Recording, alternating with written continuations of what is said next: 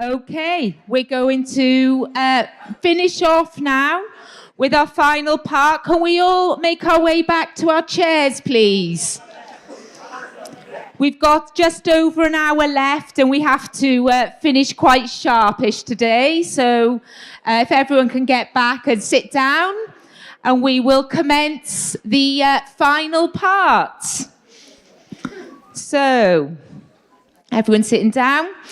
So to finalise our conference, our final part is going to be the team of Public Child Protection Wales. They will be coming up onto the stage and giving some real good insights. So we are going to be starting with Joan Ginsberg. Woo! So I'm just going to say a couple of words about Joan before she comes on the stage. So Joan has had a few roles in her life, but her paid work has been largely centred around different aspects of teaching from which she retired. This experience has led her to believe that the teaching system could be so much better than it currently is with only one simple infusion of logic and empathy. She once had a primary school headmaster that she loved, whose motto was, "Everyone is good at something, even if it's only standing still and breathing." She thinks that concept is lacking in teaching today. By now, she's dedicates quite a lot, loads of time and energy into her commitment to PCPW, which she joined in 2020. During this time, she's covered thousands of miles with them in all countries of the UK, and she's also trained alongside Kim to become a fully accredited RSC teacher in order to become part of a more efficient, authentic team. So let's all welcome Joan with a massive round of applause. Woo! Well done.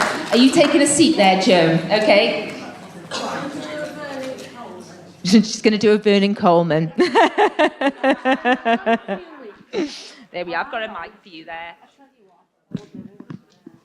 Okay. Where should we put this then? Is that all right there? Yeah. It's on there, okay. Well, I have to say, it's just incredible to be here today, you know, because to have a little idea that's actually grown into a real thing is just overwhelming, overpowering. And I can't thank you all enough for coming. But the first thing I want to say is we shouldn't be here. I'm so angry that we shouldn't have to do this. We shouldn't have to climb into our cars. We shouldn't have to climb onto trains to be doing this. Why? There's something very wrong, isn't there? And I think we're all feeling that. We're all fed up. What I'm trying to do today with this talk, which I'm going to have to read because Kim said to me, "Oh, you can talk about anything." And it was like the dawn chorus in my head. It was going crazy. So I thought, the only way I can do this is to put my words down because it's just impossible otherwise. So I do hope you'll bear with me because I'm going to be reading it out. And I might have to edit, which I'm not very good at on the hoof. So here goes. I want to start with a poem. And it's a poem that, well, it tore at my heartstrings. And it was written by a teacher. It was written by a teacher just after the war. And he lost all his comrades on the boat that he was serving in. He happened to be on land at the time. And he came back and he taught in the village school that he'd always worked at previous to that and that he'd gone to as a child. And so he was a real community man. And this is about one of the boys that he taught. And the point of my talk is, these kids are always here, but sometimes they're in this position, they're in this wretched position simply because of government policies which should never have been implemented and which were crazy to begin with. And we're going to have bad consequences. And this is what we've been putting up with for years and years and years. Not just me, my mother, my grandmother, my great-grandmother. This is historical. So there's something really, really bad going on in our society when this is carrying on. And I just hope I'm putting my point forward enough for you to understand that that is where I'm coming from. You know, who are the people doing it? What kind of people are imposing this on us? Because we can't relate to them. They're not the kind of people that we really want to mix with. And yet we're having to fight them in a polite way. None of us want to be polite. I thought there was going to be a picture up behind me of me somewhere or other. I wasn't looking forward to it, but I just wanted to say that this trip that I've been on with PCPW, I can never say it. Honest to God, every time I say PCPW, I have to really concentrate on it, you know? It's crazy. But this trip has been, well, it's had me standing for Parliament. That was fun. It's had me, what else? It's had me in bits. It's had me hysterical with laughter. It's taken me all over the place. And it's also taken me to a cell for 10 hours. And I don't recommend it to anybody who's got a gourmet appetite, because the only thing they offered me was a Frosty bar for 10 hours. Honest to God. But that's another story. So here's the poem, and it's by Charles Causley. I don't know if anyone's ever heard of him. He's got some very moving poems, and I really hope I can do it justice. And I've spilt water all over it, so bear with me. Timothy Winters is the name. Timothy Winters comes to school with eyes as wide as a football pool, ears like bombs and teeth like splinters. A blitz of a boy is Timothy Winters. His belly is white, his neck is dark, and his hair is an exclamation mark. His clothes are enough to scare a crow. And through his breeches, the blue winds blow. When teacher talks, he won't hear a word. And he shoots down dead the arithmetic bird. He licks the pattern off his plate. And he's not even heard of the welfare state. Timothy Winters has bloody feet. And he lives in a house on Suey Street. He sleeps in a sack on the kitchen floor. And they say there aren't boys like him anymore. Old man Winters likes his beer, and his missus ran off with a bombardier. Grandma sits in the grate with a gin, and Timothy's dosed with an aspirin. The welfare worker lies awake, but the law's as tricky as a 10-foot snake. So Timothy Winters drinks his cup and slowly goes on growing up. A morning prayers, the master helves for children less fortunate than ourselves. And the loudest response in the room is when Timothy Winters says, Amen. So come one angel. Come on, 10. Timothy Winters says, Amen. Amen. Amen. Amen. Amen. Timothy Winters, Lord, Amen. So that was the poem. And Charles Causley said, people always ask me whether this was a real boy. My God, he certainly was. Poor old boy, I didn't know where he is now. I was thunderstruck when people thought I'd made it up. He was a real bloke. Poor little devil. And we all know so many poor little devils, don't we? I remember one that used to come to my house, a little London boy. He was a poor little devil. He used to sleep under his sister's bed. His mother worked at night, put it that way. And he showed me the mask that the man of the house, whoever he was, used to kick him up to bed with. Used to frighten him with the mask and kick him up to bed, as he said. Little East End boy. So we've got these people in our society, and parents are always going to go wrong. But what does the state do about it? What kind of tactics do they take in order to deal with it? So I want to go back a little bit in history, if you don't mind, just to show how our government can be kind and thoughtful towards children not. So I think that poem sums up the reason why we all come here today. Because we hate to see children in distress and feel an urge to help when we witness it. I mean, who doesn't? It has to take a weird person not to, doesn't it? And why do so many people seem to find our message so hard to accept?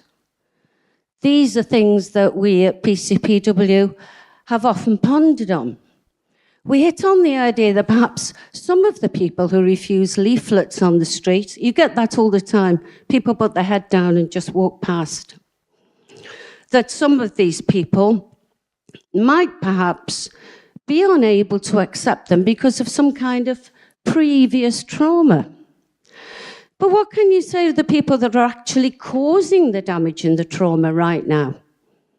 It looks like they don't see children in that protective and concerned way. The same ones that use them as a bargaining chip or a way to make money or even save money. What kind of people are they? When we look back over the years, it seems obvious that they've been there all the time, hiding in plain sight, these kind of people. Childhood trauma and the British state's role in it is not an uplifting title for a talk, and I do apologise in advance. However, I think it's necessary conversation and one not heard often enough. How child-centred is our government? And for that matter, how child-centred are we as a nation, a people, not just a government, a people? We know that we're a nation of dog lovers, that much goes without saying, but just how much funding, research and thought goes into government initiatives to improve children's lives at the point of most need. And most need for a lot of children is so critical. If they don't get that treatment, that help that they need at a particular time in their life that's critical, they can be goners for the rest of the time. You know, I've seen children, when I've been working as a home tutor, that barricaded themselves in the bedroom and wouldn't come out. That boy was 15 at the time. He's 30-odd now. He's still on tranquilizers. He's got a life back, but it's a reduced life. And reduced lives, we all need our potential. And we all need our potential for this particular fight. Maybe that's why some people aren't standing up, because they haven't got it within them, because they're too wounded. So after reading some of the stories of the victims that I'm talking about now, the problem is that it's not just the government that were hurting these children, it was also the general public. and their perception of them. I mean, you know, think of the grooming gangs and the kind of perception, the kind of nasty arrogance that people had against those children who were in desperate need of an arm around them, desperate need of someone to understand them, not blame them. So maybe all the blame doesn't lie at the door of the government. That's equally worrying in some ways. Because what do we do about us? What do we do about people that aren't responding? The public? Because we all need to be clamouring. So I can't help wondering how much lack of empathy might be caused by trauma that's lain dormant. Whether that trauma's happened to a rich little boy sent to public school who cries himself to sleep many the night. And that's not nice. You know, they may be rich, but they've got feelings like anyone else, and they're going to be harmed by this process. And I'm sure they have. I think the BBC's done a series about it. I don't know how good it is, and I don't recommend the BBC anyway, but occasionally they pull something out of the bag. So there is something on the iPlayer, whatever it's called, sounds. So if it's a boy who is from a privileged background, or if it's a poor child that's witnessing domestic abuse at home, it's bad. Doesn't matter which way you look at it. And there are still forms of abuse, and both types of children pay the price, whether they become a politician or a scaffolder. Doesn't make any difference. They might both suffer from the same detachment and lack of trust as each other, both symptoms of childhood trauma. If that is the case, then there is a good chance that our politicians and legislators, our ministers, and people of high influence might all have been victims of abuse. I mean, just think about the RSC curriculum. There has to be some pretty dark seed that spawned the worst elements of that. The minds that created that do not come cheaply. They do not have the mild manner of Timothy Winters, who is abused, but he doesn't even realise it, and he's praying for the other little children in need. They're not like that, because they see children as dispensable in the name of a greater cause very often, or it might be expediency, you know, money, might be saving money, might even be making money on children. So there are means to an end, whether it's climbing a greasy pole for an academic or selling them life-changing operations and medication. This is a quote from Professor E.J. Reynolds, who we all know about. And I think this is one of her pet beliefs, to be honest with you. Let me see. Okay, so what did she write in... I don't even want to say the name of her books. I don't want to give her that much respect. I mean, she's written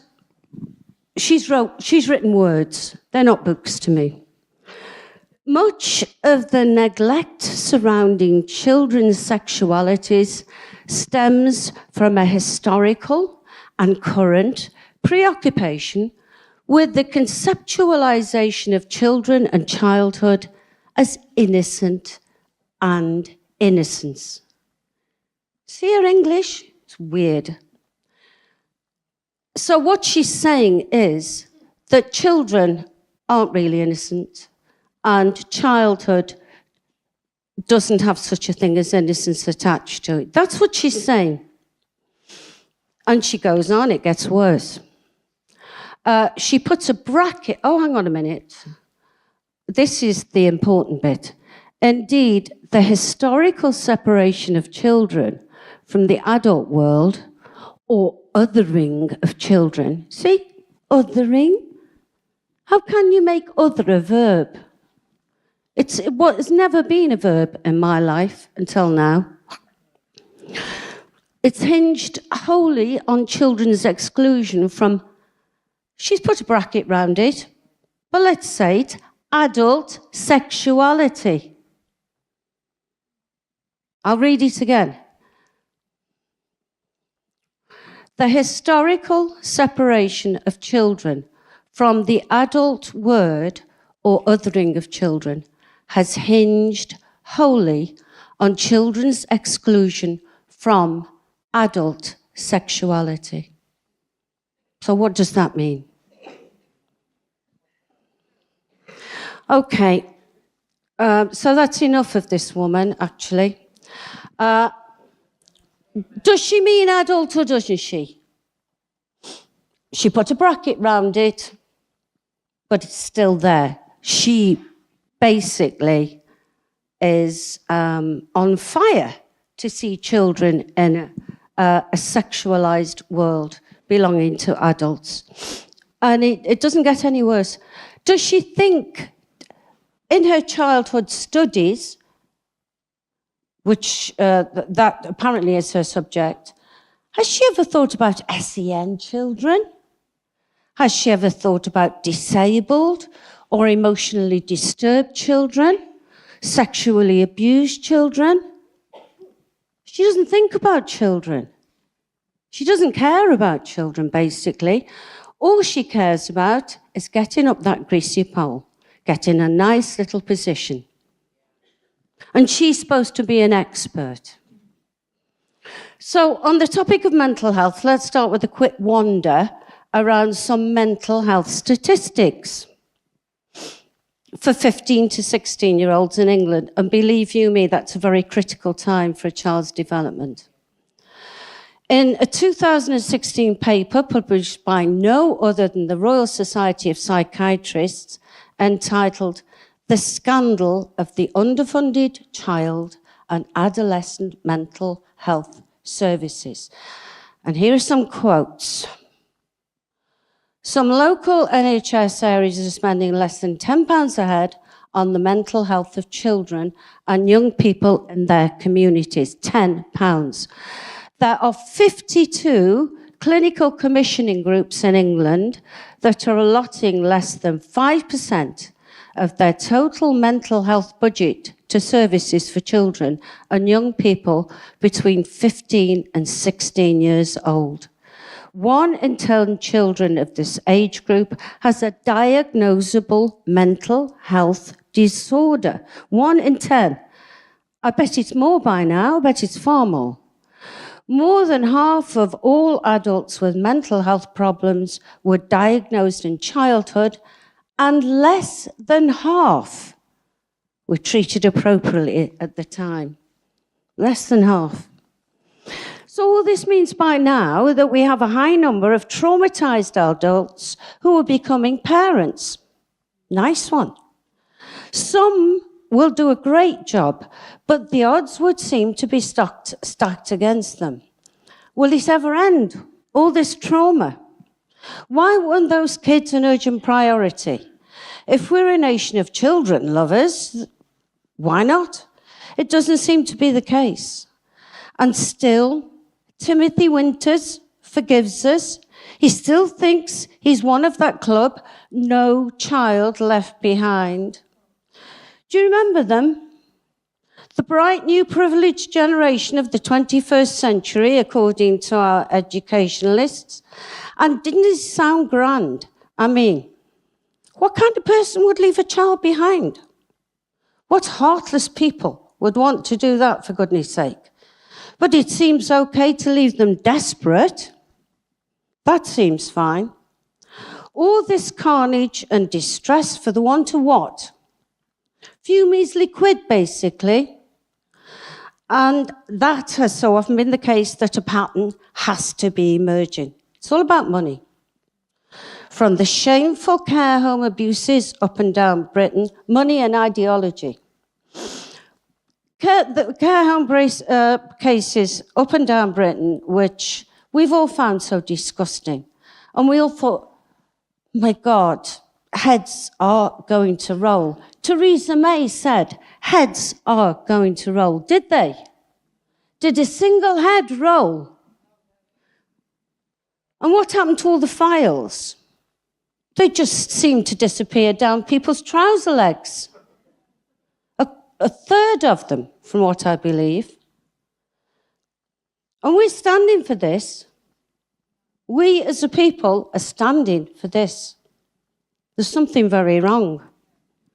In Belgium, I don't know how many it was, I've seen different amounts, but when they had the Dutroux case in Belgium, you might have heard of it, it was a terrible scandal. There were thousands and hundreds of thousands of people in Brussels marching on the street. The government had to do something at that stage. And how do files manage to disappear in an age of photocopiers, for goodness sake? They've been around a long time, even in the 80s. So there's no justice, no reparation for these kids. Oh, sorry, kids, that's just how it is, but we've written reports and lessons will be learnt if that helps. So they just have to go and crawl away and lick their own wounds and just feel that everyone is against them. Everyone. So how come they weren't taken seriously? How come so much money was spent? They flew a judge from New Zealand. They flew her back again. She got paid some nice fat wage. And what happened to those kids? Nothing. Nothing.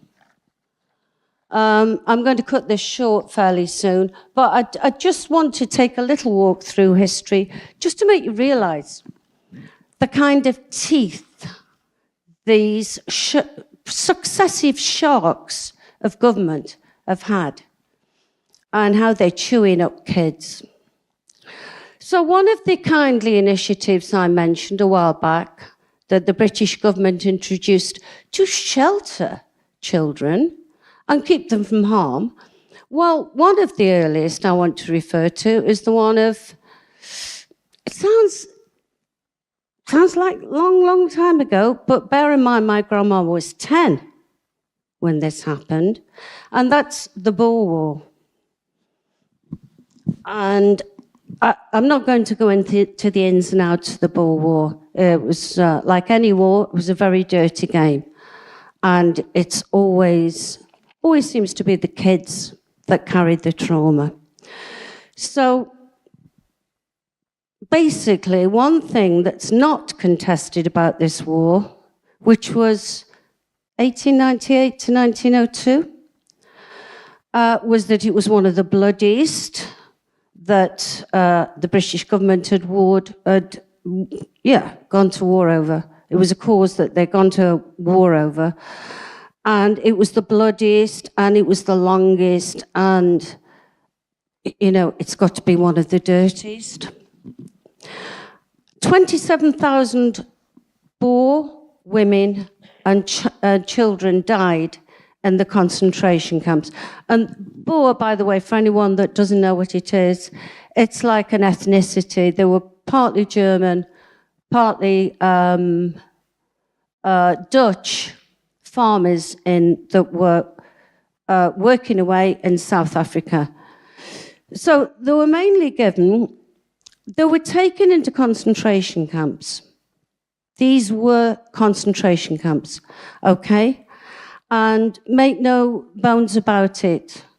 Yeah, I'm being told to wind up. So it's just that it's so hard because all these are children. And it should be breaking our heart. And these children aren't mentioned. These children aren't mentioned. They don't even get the last post, do they? They don't get their name on a grave, an unknown soldier's grave. They don't get any recognition from our society. And yet we're talking thousands and thousands and thousands. And not just during the Boer War. It happened also, for example, during Operation Pied Piper in the Second World War, where lots of little children were taken from their parents And much propaganda was put into place in order to do that. It took propaganda. Why? If parents really thought, my kid is going to get bombed and I've got to do something about this, and they thought it naturally, I think by hook or by crook, many of them would have done it, and many of them did. But the government had to have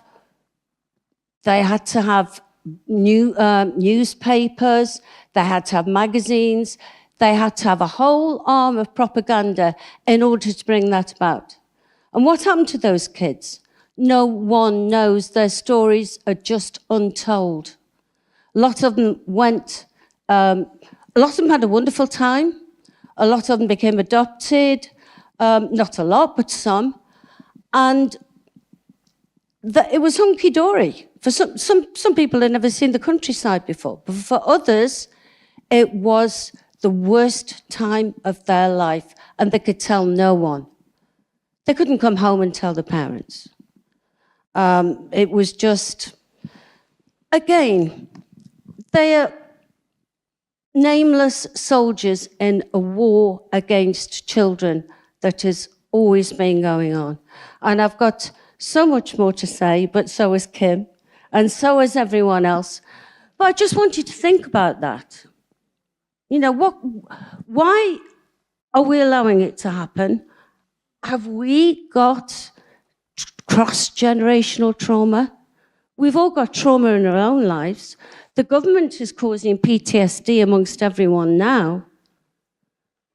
We need to heal ourselves if we're going to fight.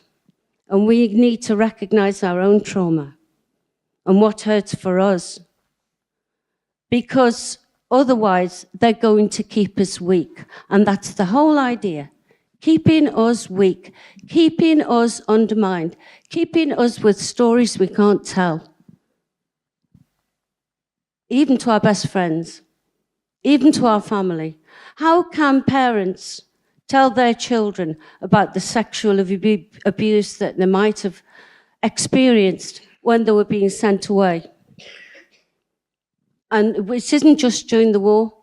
I would love to have talked about all the things that were going on in the sense of government initiatives where children were sent away. Hundreds and thousands went overseas because they were poor.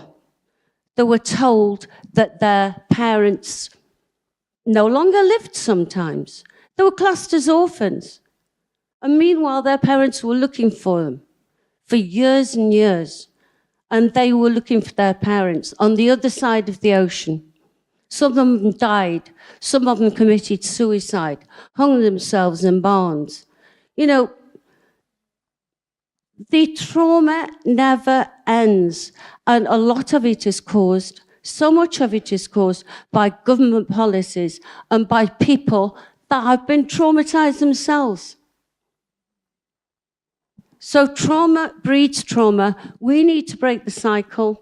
We need to do something about this. We need to stand up in our own skins and say, enough. We're not having any more of this. And the government can do one.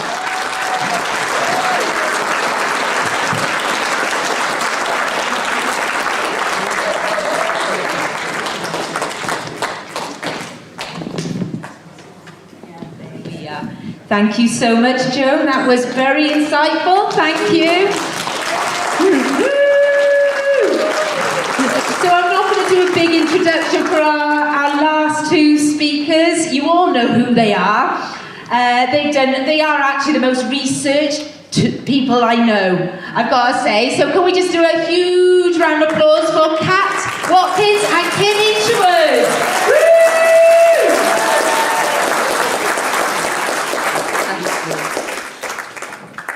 Okay, guys, so I am wary of the time. I was going to play a video at the beginning.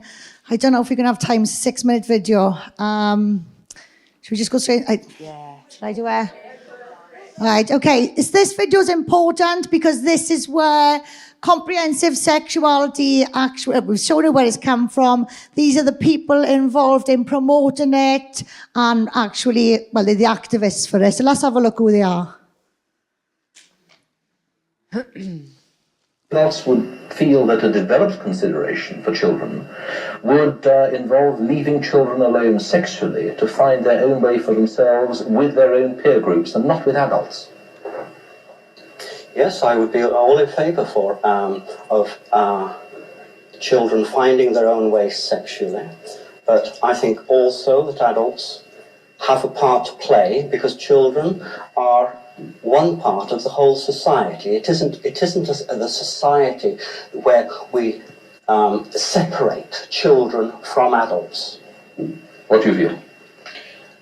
I feel that PI is not a procurement agency for children, never has been and never will be. Our political objectives include developing a society where children are given a much higher status than today, where they are recognised as individuals in their own right, and this includes recognising their right to certain sexual freedoms, whilst protecting them from the kind of criminal assaults which took place in Brighton. But surely it's a question of recognising children's maturity, and how can you have an equal relationship, which is what I take a mature sexual relationship to be, between an adult and a child who is not mature in body, in mind, or personal awareness? It has to be unequal. I don't accept that this concept of maturity at all.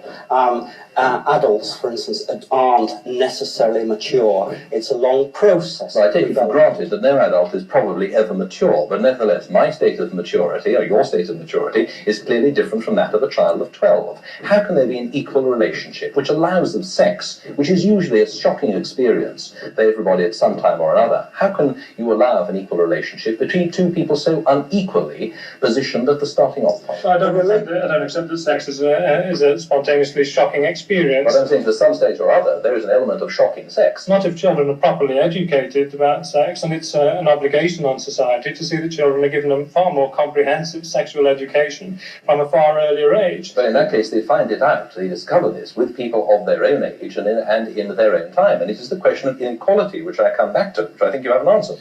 Indeed, by your lights, the relationship is unequal in the same way that a teacher-child relationship is unequal, in the same way that a parent-child relationship is unequal. The teacher is not exploiting the child's sexually. And nor is a pedophile. Pedophiles do not exploit children. Child Pedophiles are molesters using may. the child's sexuality.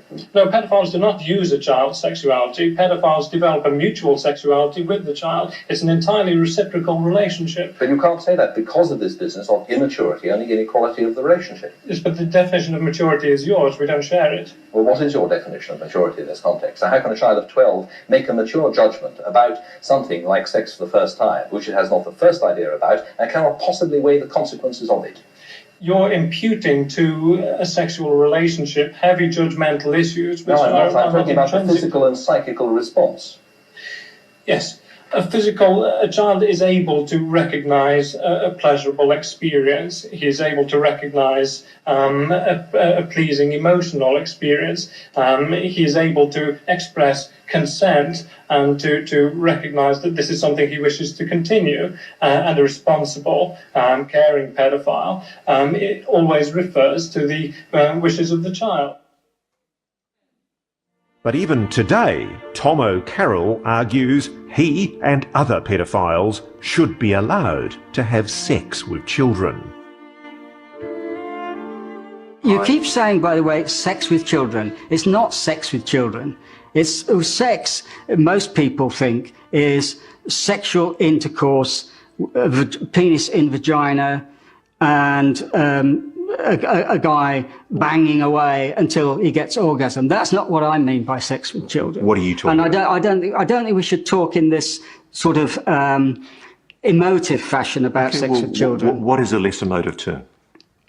Erotic contact with children. And what would that involve? Well, it might involve touching or masturbation. In the warped view of the paedophile information exchange, the only harm caused by an adult having sex with a child occurs later, when the child is supposedly made to feel guilty about it.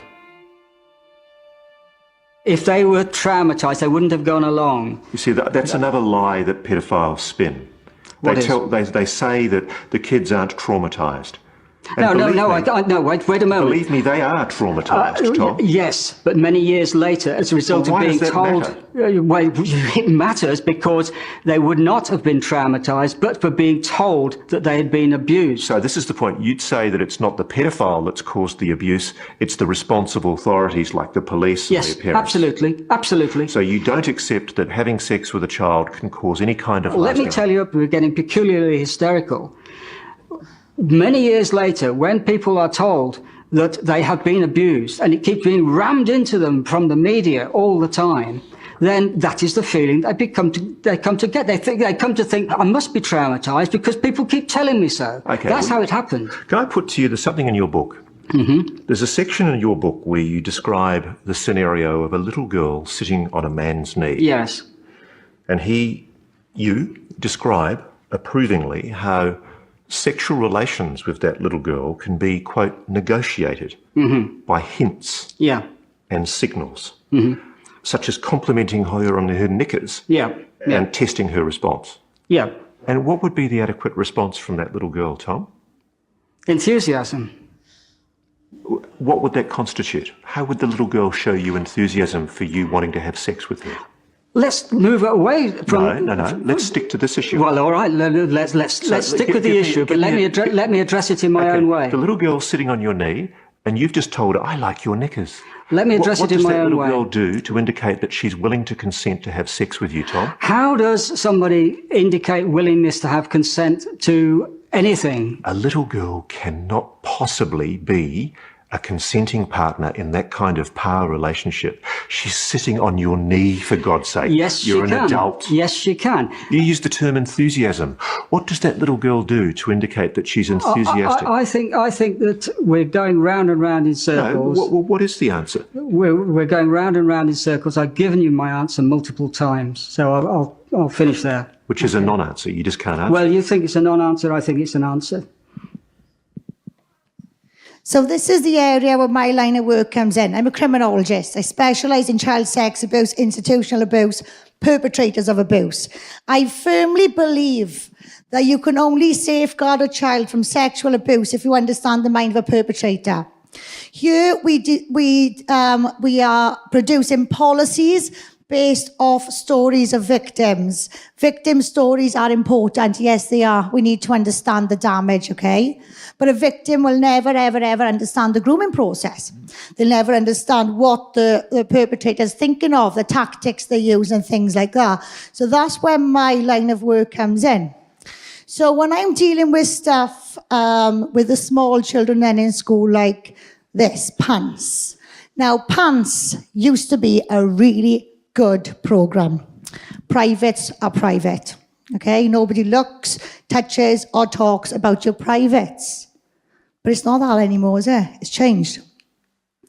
We are now introducing terminology for genitalia because apparently it safeguards.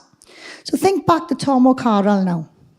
What's going to happen when a child can confidently discuss their genitalia? What do the paedophiles think that is? They think it's consent. Now, I do not object to the teaching of correct terminology if that's what you want to teach your child, okay? Just be mindful of what they will see on the internet. The problem lies when we're teaching all children the same terminology for their genitalia, because then we have given predators passwords. So as you know, this stuff is promoted by the NSPCC. So for 4 years, I began challenging the NSPCC. So I took the approach through the contact forms. There is no direct line to these people. So I went through the contact forms. First of all, I wasn't getting any response. Then I took the more, a year later, I think it was, I took the more professional approach. I told them I was an RSE teacher, trainer, criminologist, and I need that evidence to prove this safeguards. I've got paedophiles after paedophile after paedophile, study after study after study of paedophiles telling me They use stuff like this to engage children in activities. So if I've read all this stuff for the last 13 years, and now I'm coming across this through the NSPCC, I need the evidence. I need to know I'm wrong. I need to know I'm wrong, and I need to know they are right. Well, this evidence didn't come for a long time. Emails were exchanged, I'd gone back and forth, I even started challenging their posts on social media. All of their sponsored posts I was challenging. They could not give me the evidence. They said, this one here, they said in October 23, they'll get back to me in 10 working days. I emailed them again in December, this is a long working day.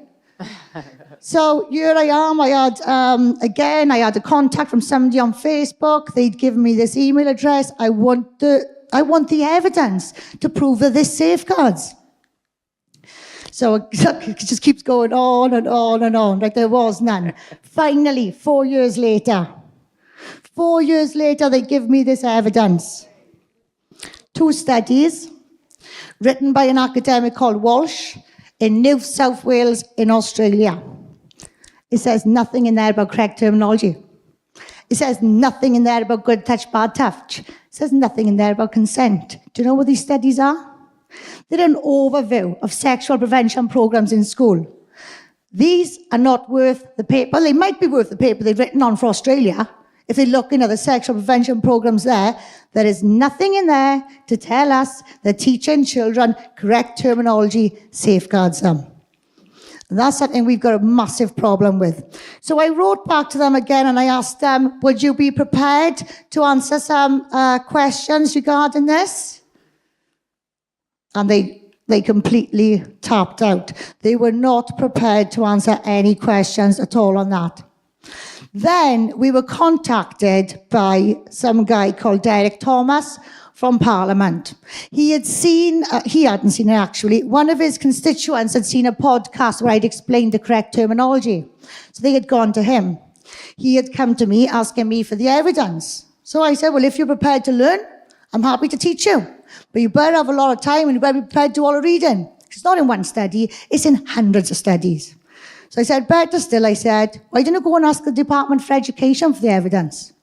So he went to the Department of Education for the evidence. This was the response from the Department of Education.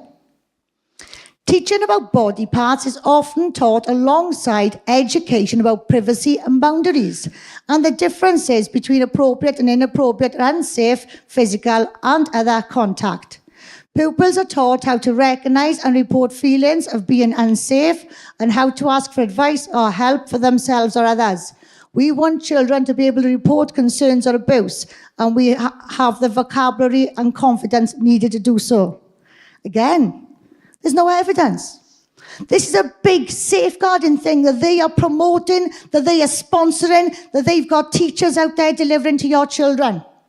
There is a social worker from Somerset, Jock, 23 years in children's services, writing all over social media how important it is to teach your children correct terminology, because this is the experience he has from working with perpetrators.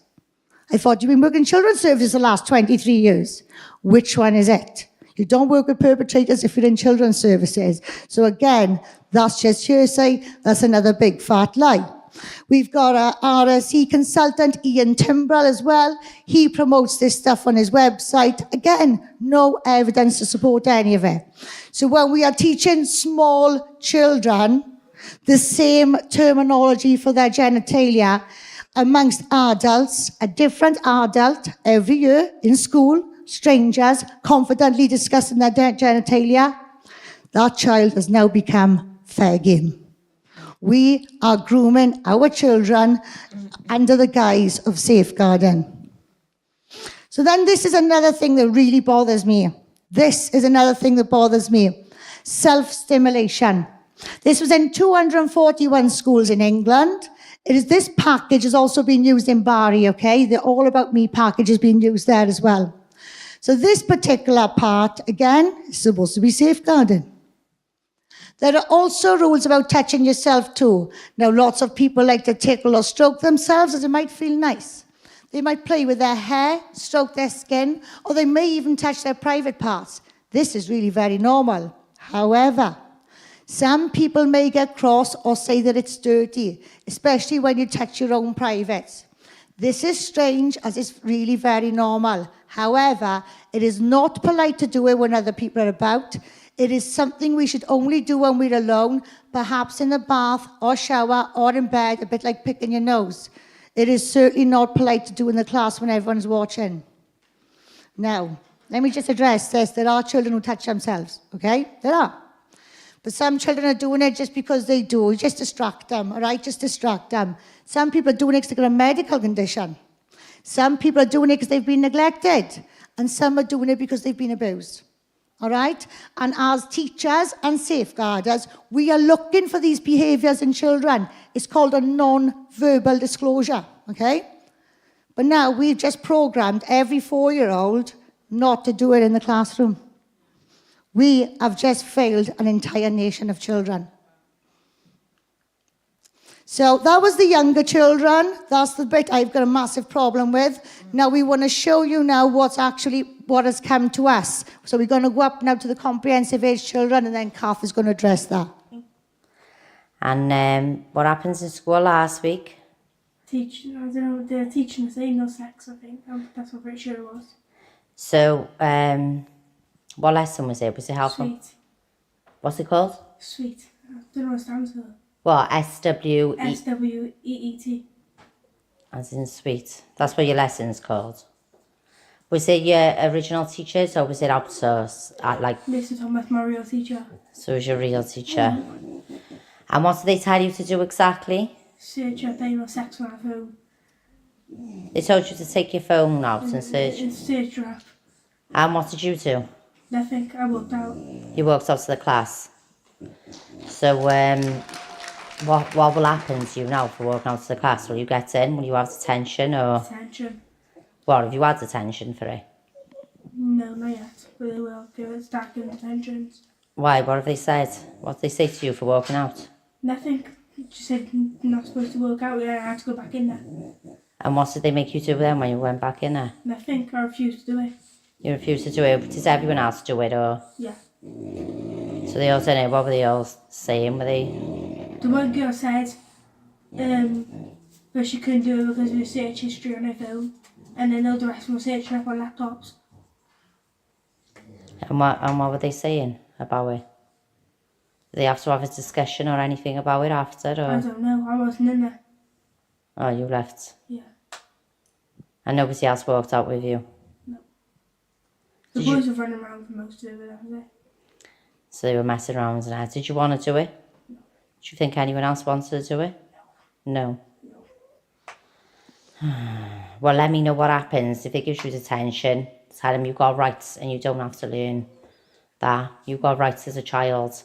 If you don't want to learn that, tell them you... So that's the 15-year-olds getting detention because they don't want to stay in a lesson on porn. 14-year-olds. So this is a screenshot of social media. It's not hearsay. I'll be completely honest with you. This is a school my son used to attend. Today, my 14-year-old son had a lesson which a teacher told him he can identify as a cat, a zebra, or a kangaroo if he wants to. Then, in another lesson, they were given literature that states that adults use gags and handcuffs during sex, and that sometimes 3 or more people can partake in sex together. The class was then told to write down the names of 5 men and 5 women they find attractive, regardless of their sexual orientation. This stuff is real. Now let's look at the 12 and 13-year-olds, shall we?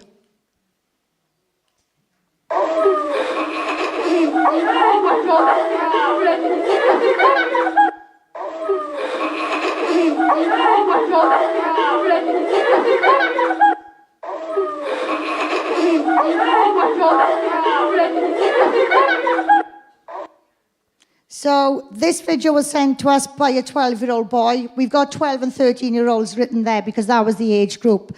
This 12-year-old boy said he didn't want to do it. He was traumatized, and the teacher said, tough, you have to do it. So that's age 12 to 13. Don't forget, age 12 is statutory rape age in this country. And then, last but not least, we've had a 12-year-old girl who walked out of lessons on porn, and she was told she was breaching the children's right to an education. So this is pretty much what our children are dealing with in schools right now, and Kath is going to cover some other dangerous things for you. So yeah, guys. Yeah, well done. So yeah, this is absolutely true. They are teaching pornography in school, and if it was the dangers of pornography, I wouldn't have an issue. Unfortunately, it's not the dangers of pornography. They're encouraging them, as you've just seen. So I don't know if any of you saw a couple of, I think it was 2 years ago, Miriam Cates went into Parliament and she read out some of the lesson content that was being put into the schools in England for 12-year-olds and upwards, from, I think it was School of Sexuality Education. There's many different ones. All of them are unregulated and unvetted, by the way. I just want to read some of the things that are in this lesson. Bearing in mind, 12-year-olds. Breathe, breathe, breathe. They're talking about anal sex, obviously. The key to enjoying anything that goes in your butt is to be relaxed. I am sorry, this is really graphic, but you need to know. Your anus tightens when you are nervous, even in a non-sexual setting, and if it's tight, there's no hope. If you do still try, it's going to hurt. Don't go straight into the full-on penis in butts. 12, by the way. Sorry, I just have to keep bringing that back. That will be a little bit of a shock. Play with your partner or by yourself with toys or fingers first. Get your body used to something going in instead of just things coming out. This was advice to the RSE teacher. It can be a good idea to leave feelings until last, but not always. For others, good sex is quick, rough, and anonymous. 12 years old, by the way. They're under the age of consent for a start. If you're saying 16 years old, I believe that's far too young anyway, but if we're going on the law, 12. Statutory rape age. Yeah. You can also explore the fact that some people enjoy feeling pain during sex, which is often referred to as kink or BDSM. As with all sexual practices, what matters is that sex is consensual. What did Kim say about consent? Teaching 3-year-olds out of consent? Very, very, very dangerous. So this was just a side note for, I think, the School of, the Department of Education. This was just comments on there, what was picked up through it. And as this document has shown, and I've read it all, and it does show all this, I've just picked some bits out. As this document has shown, some of the results are indeed truly alarming, including the promotion or incautious introduction of trans identity, anal sex, pornography, sex toys, group sex, masturbation, drag shows, choking, explicit imagery, surrogacy, kink, and BDSM. All of this stuff is in there. This one here, another one. So they're basically teaching your children how to choke each other during sex safely. 12 years old. During choking, your brain is being starved of vital oxygen, which can induce a lucid yet semi-hallucinogenic state and may cause you to fade in and out of consciousness and may create a feeling of euphoria. The high that people experience soon after is due to the release of oxygen flowing back and the body exhaling. With an exhale, there is a release of dopamine and serotonin that can lead to a nice sensation as the body tries to recover itself.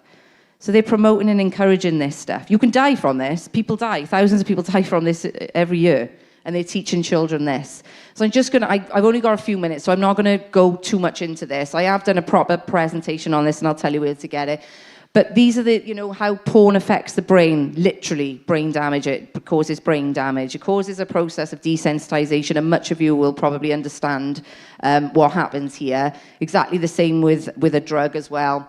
So because like you build tolerance to a drug, you need more of it to get that same high. It's exactly the same as addiction to pornography. You start off with something soft, that doesn't arouse you anymore because you become desensitized to it, so you need something stronger and harder. And this is why we end up in I can't even say some of the genres of pornography that are out there, absolutely sick to the core. They really are, and I know some of you know what they are. So it obviously pushes the consumer. There's a demand that's created. And this is obviously from this, because what happens is it numbs the pleasure response in the brain. So when you're overstimulating one part of the brain, which is the reward center, you're taking away from another part. And the bit you're taking away from is the prefrontal cortex. Now, the prefrontal cortex is like the chief exec of the brain. It evaluates risk, reward, and danger. It's why it's not even developed until you're, I think, probably about 25, mid-20s. So in children, it's not developed at all. So if you can cause brain damage to an adult, introducing pornography to an adult, can you imagine how a child's brain is being rewired before this has even been developed, before it's even been established? So they did a science experiment called the Coolidge effect, and they did this on rats and then they did it on humans. And what they did was in a tank of rats, they put female rats on heat and then one male rat. The one male rat mated with every single female rat in there until it was absolutely exhausted, and then it passed out. And even when the other female rat still wanted to go, the male rat didn't, until a new female rat on heat was put into there, and then he got up straight away and mated with that female rat. So they did this to humans, and what they did was took healthy volunteers, they sat them in front of a screen, they would just put in one explicit picture on the screen, and they were showing that until the subject lost arousal, and then without telling them, they quickly changed the picture to something stronger, and then the subject maintained arousal, showing that you lose that tolerance, but when you put something stronger there, you get it back, which is why we end up in the realms of what they call child pornography, which is not child pornography at all. It's obviously children being raped and tortured online for people to enjoy, and that's the most, it deviates from the norm of anything. And that's where people get to this stage. Habituation is just basically when you get bored. Same thing as desensitization, really. You just become bored of it and you need something stronger and harder to be able to maintain that arousal. This is a video. We don't need to watch this, really. It's just... Yeah, we do. Yeah, put it on. It's only 30 seconds. This was from a documentary I watched called I Married a Paedophile. So bearing in mind, this man, he was a family man. I think he was a teacher. Family man. He had 2 teenage daughters, I think. And just listen to what he says. It's only about 20 seconds. I knew I had a problem with porn probably 10 years ago. And at the time, I was just looking at normal adult material. But as I got bored with that, I looked for more extreme material. I kept trying to stop, but would always end up going back to it when things went wrong at work or in other parts of my life. So I'll just butt in there now, because you've just heard from that guy there that he got bored and he went on to other things. You will hear stories from some psychologists that a paedophile is born. Mm-mm. But those psychologists didn't scan that brain before that brain was exposed to something. Mm-hmm. So they can't find these same images on a baby brain. So I would argue a paedophile is not born. A paedophile is created through the things they get exposed to, the rewiring of their brains. And this is why we've got children assaulting other children. They are suffering with brain damage, brain shrinkage. Yeah, they really, really are. So talking about hypofrontality, it doesn't just correlate with pornography watching. It actually, watching pornography causes the brain the prefrontal cortex to become less than normal. And I'll show you some photos in a minute to prove that. So obviously, if this is why teenagers are so risky as well. They got no prefrontal cortex, so the behavior is erratic anyway. So when you put in things like that in there, they're going to take it. They will, especially because of the dopamine release that people get from watching pornography. So what happens is, obviously dopamine's released during things that are positive, and the brain can be hijacked into thinking that's positive. And the more you use that part of the brain, the better you get at it. So, if you're practicing an instrument, or, you're doing a perfect golf swing and you get a hole in one, dopamine is released along with delta FOSB, and delta FOSB helps to remember it. And this is what's being hijacked in the brain. It's exactly the same neural pathway as chemical drug use, exactly the same. So we know how that works. It's the same thing, addiction. So there we go, the functions of the prefrontal cortex: planning, attention, judgment, reflection, prioritizing, self-control. So obviously, when we get these people, and we've all seen them, loads lately, but obviously, a paedophile's being caught, they've got child images on their devices. You've seen loads of them lately. It's constant. And they're normal people. They don't just wake up one day and go, actually, yeah, I quite fancy watching that. It's a process of desensitization. They lose self-control because their prefrontal cortex is not there. It's literally brain damage. Impulse control, that's another one. Second thoughts, modulating mood, response flexibility, goal-directed behavior, and foresee consequences. At that time, they don't see it until afterwards. So there we go. This really shocked me. So we got a healthy brain on the left. In the middle, we got a brain on heroin. But look at the right. That's your brain on pornography. Addiction to pornography scallops the brain worse than a heroin addict. That's how much it damages the brain. That's that constant dopamine hit after dopamine hit from that pornography. That's what it does. Unbelievable. So I've already spoken about this, but yeah, neuroplasticity. The brain can change itself responding to outside stimuli and experiences, and it creates those neural pathways. And the more you do something, the stronger that neural pathway will become. So the more you're watching pornography, the stronger that pathway will become, the stronger the need for it. You don't even want it anymore, but it's the desire. Your brain has been hijacked. Now, I'm talking about adults here. It really stresses me out when I think about a child, because all these children have got devices at age 5, 6. They are seeing pornography and they're becoming addicted to it. We know this. I think the youngest I've seen addicted to pornography is 9. 9 years old. Now, what Kim was saying about acting, where do you think they're going to go? What do you think they're going to do? Who do you think they're going to act it out on? Usually younger siblings. So obviously, the brain is completely hijacked with porn use. Like I say, I'm only scuffing over this. I will give you my website so you can find the longer presentation where I talk much more deeply into this.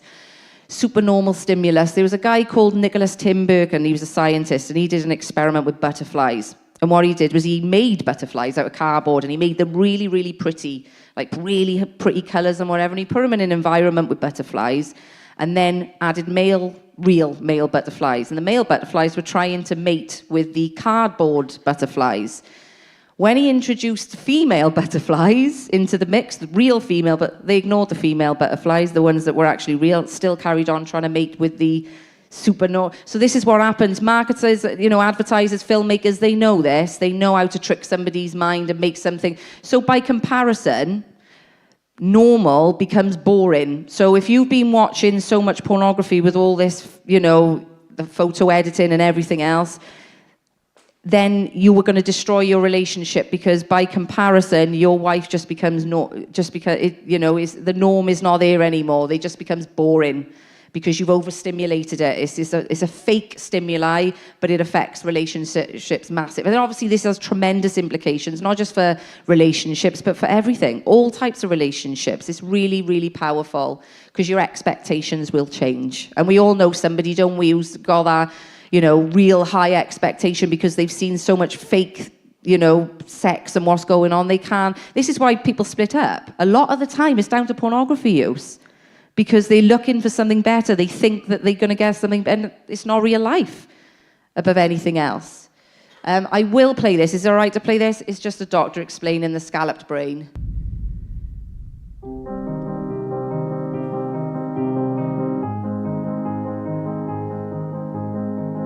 Through research, and especially through SPECT scanning, we show that it's a brain problem, because we actually see that there's areas that are overactive or underactive.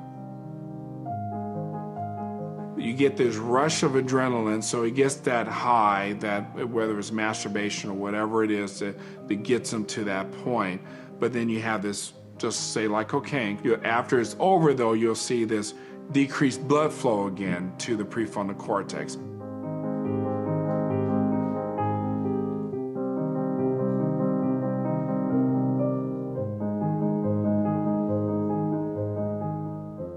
This is a scan of a sex addict brain, an 18-year-old sex addict brain. And we compare that to a normal brain, and at the naked eye, we can tell this is not normal. Now, if we compare that to someone who has cocaine addiction, this is a person who has cocaine addiction. As you can tell, in the prefrontal cortex and the parietal lobe, they're very similar, although you don't see the top part of this brain. The scalloping is about the same if we looked at this sagittally. The prefrontal cortex, for lack of a better word, is our CEO. It really controls every other aspects of the brain. So the whole front part of our brain, this is what makes us human in general. Usually in sexual addiction, there's some low activation here. Our CEO drops off, we don't make good decisions. Normally in naked eye, you can tell that this is not particularly normal or healthy.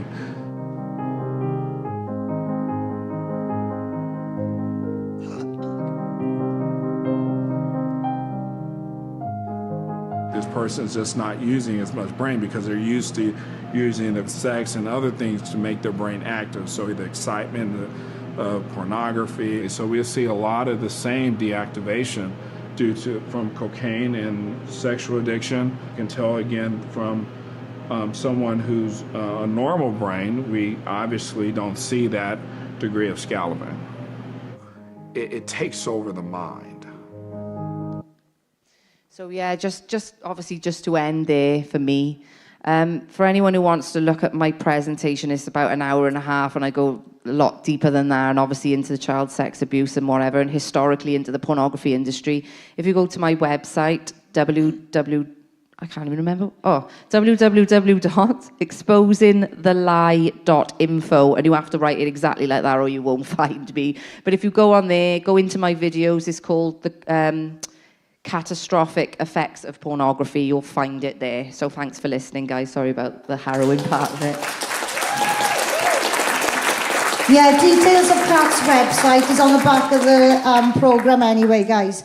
So throughout the day, we've brought a lot of stuff to you, a lot of problems, but you have experienced a bit of the pushback as well, and that's what we are about. The biggest pushback of all is knowledge is power.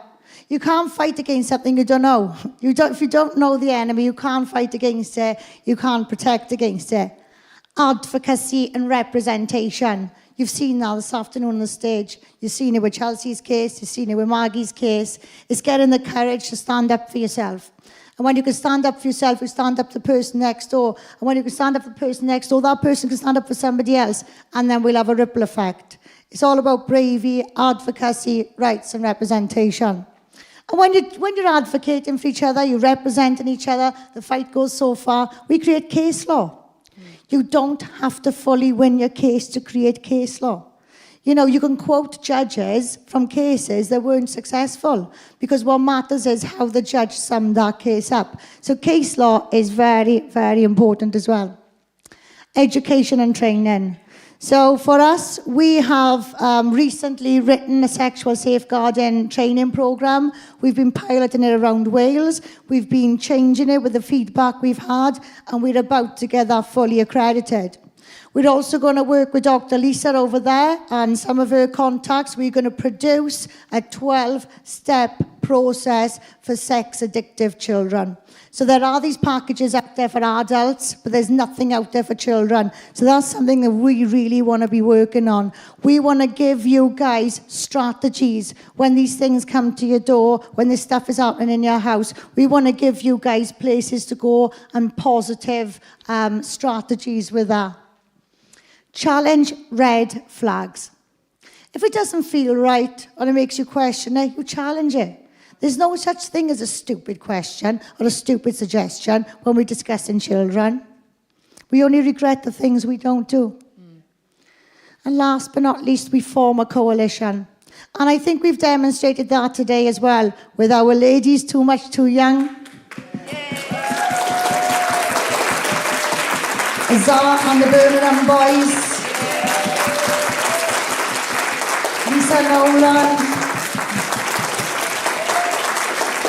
The Diamonds. And last but not least, the one-man army over there, Nigel Thorne. But there's a little something else that's been going on behind the scenes. And I know we're about to run out of time, but I just want to show you all there's another coalition going on.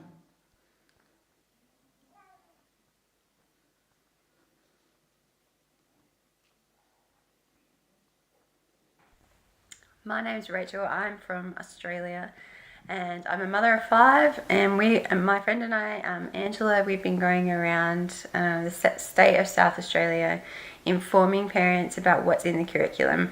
I have the curriculum and I can tell you it's not innocent and there's a lot of stuff in there that would make you blush. It makes adults blush. So we really shouldn't be showing it to children, and one of the most massive red flags for us is that it's all a secret. Everything we've asked to see, all the videos we've asked to see, we've done freedom of information through politicians and they've refused us access. And if anything is a secret from parents about their children, that's just a red flag.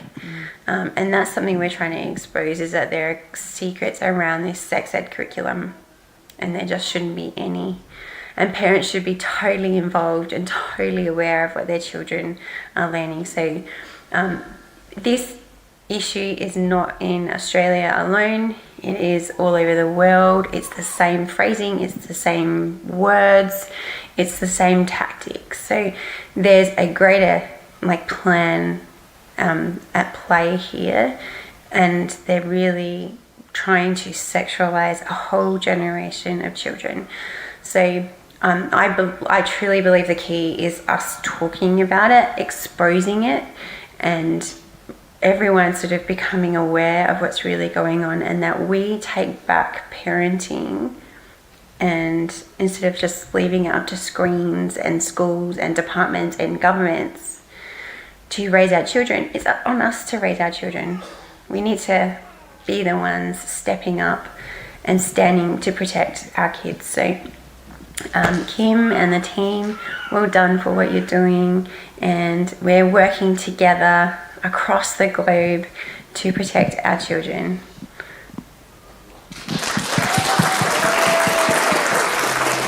Hi everyone, my name is Rowan Herman. I'm a former educator in British Columbia, Canada. I was the first whistleblower to expose the indoctrination and corruption in our schools. I was so disgusted and disturbed about what was going on, I had started a podcast called RH Media Standing for Children, and advocating and telling parents on what is happening in our world.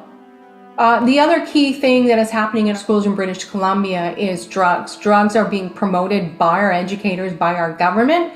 There were safe snorting kits that were given to students. Outside of our schools, our health minister, along with our government, has been supplying fentanyl to youth without parental consent. They can just go ahead and prescribe. So now we have a fentanyl epidemic. We have parents who have drug-addicted kids, and there's no place for these parents to go. We have hospitals that have vending machines outside where you can just go and order your own drugs right there with a pipe and whatever drug you're needing. And it is absolutely insane what is happening in our society and in our governments and in general public. One of the things that people don't know in Canada is that parents absolutely have no rights at all. Under our Infant Minor Act, when children want to get a vaccination, to get medical sterilization, to get any of these surgeries, they do not need parental consent. In fact, if parents are wanting guardianship over their kids, it's actually taken away and stripped. And we have gone as far as a parent here in British Columbia who went to prison, solitary confinement, for standing in front in the school system because his 15-year-old daughter was wanting to transition with the help of a school counselor, with not notifying the parent that this was happening. So when parents stand up in trying to protect their children, we have the Ministry of Children and Families who are taking their own kids out of their homes, saying they're neglectful. We've got parents who are being imprisoned. We also have some parents who are being gaslit, shamed, ostracized in their community or church and in their job. So it is really hard for parents to stand up and protect their children in what is happening, because they absolutely have no rights, and the school, government, and ministry has more rights over your children than the parents themselves. The outcome that's happening with trustees and teachers like myself who are speaking out is that they are being tried and convicted of pedophilia or whatever it is, in stopping the harms that are happening to children regarding this SOGI agenda, which is sexual orientation, gender identity, which our own government created against parents. So we have one very well-known trustee here who's gone to Supreme Court, also along with the Human Rights Tribunal, for him stopping and preventing the harms that are happening to children. We have teachers who've been spoken out, who've been put on leave without pay. We've had some teachers who have tried to leave and they had a mental breakdown. They were such shamed, ostracized, and including myself, when I spoke out in schools, I was ostracized, shamed, and bullied for not conforming with the agenda that the schools wanted to roll out. Where we are now in Canada in this fight is awareness. When I started this podcast a few years ago, there was many parents who were not aware of the issues that they were facing in the schools as they were at work. So the biggest thing I think we've come is parents are aware of what's happening. They're aware of these agendas. They're aware of these school policies and school acts that are not in favor of the parents or even a relationship with the school. And I would say that the drawback, because Canada is such under a communist Marxist rule right now, that we're at a standstill with trying to get justice because our courts, our lawyers, our judges, our police, our own government, politicians are all very corrupt. And it makes it really hard for parents to push back. So my biggest suggestion to all parents in Canada is to homeschool. Therefore, you can keep your children safe. You are in charge of the curriculum and education that is around them. And you don't have to worry about all of these things that are happening against you as the parent. And that is my suggestion to all parents in Canada. I would suggest truly to unify all countries in combating this issue because we are stronger together. Thank you so much for listening, everyone.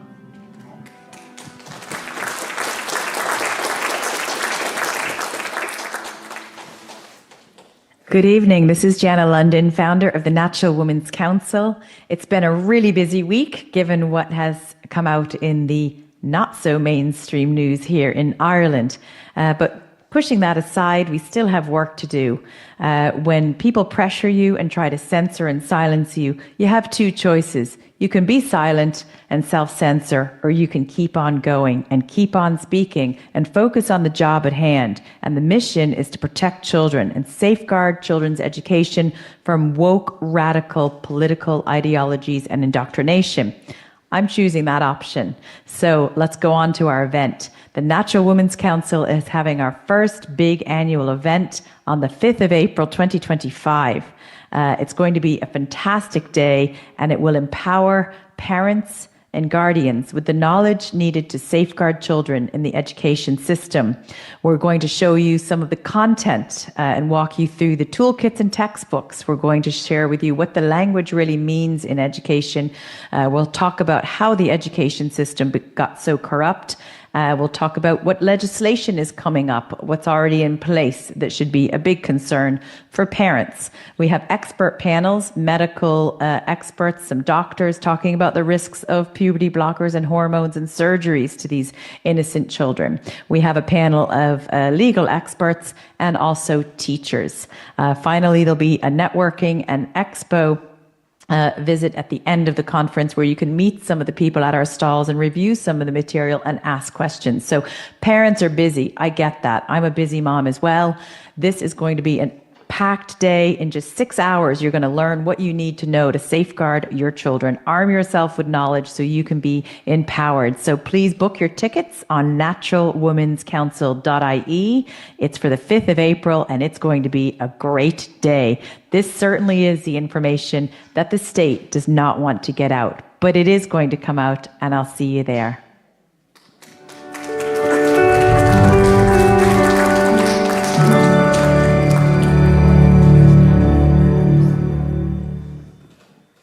Hello to Kim and everyone there from Ireland.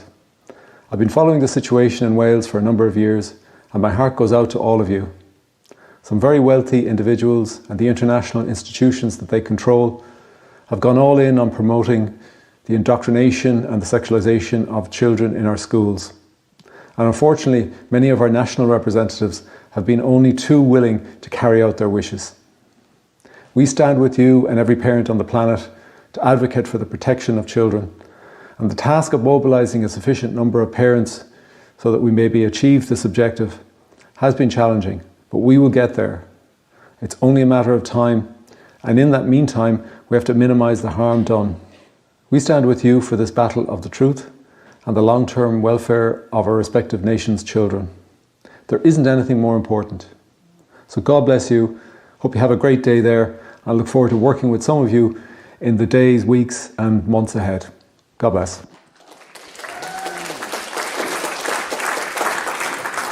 So that's the International Child Safety Alliance. And I was delighted after a meeting, we decided that the mantra was protect childhood. And that's the same mantra that the girls from Too Much Too Young use as well. that brings us to the end of the day, guys. What can you do to support us? You can subscribe to our website, promote our work. It's vitally important work. We're still in infancy, but we've done really well so far. Work with us. What I mean by work with us is if you see things online that you don't like or you would like us to put out there, write it up. You don't have to have great spelling, you don't have to have great grammar. Write it up. Write us a blog, send it over. We'll get Joan to look at it. We can publish it on the website. Our website is not for us, it's for the country. We are not technical. There's some things we can do, some things we can't do. And that's why we ask you guys. Everything that you can give us, we can get out there for the children. This needs to grow, and it's only going to grow if we work together. Join our training. If you see any of our training out there, guys, we need your feedback to make it better. We need you to endorse our training. And when you endorse our training, we can put it out there in the public, communities, professional organisations. We can protect our children. And last but not least, donate to the cause. Every single penny we receive is from the members of the public. We have paid our court fees with the members of the public. And, well, we travel all around the country, going into different conferences, meeting new people, getting more donations because of what we get from you guys.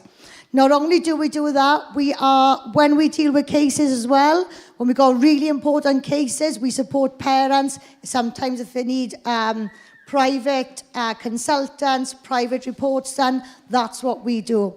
So our immediate aim now is to get our new course accredited. We're going to do a little bit more work on it.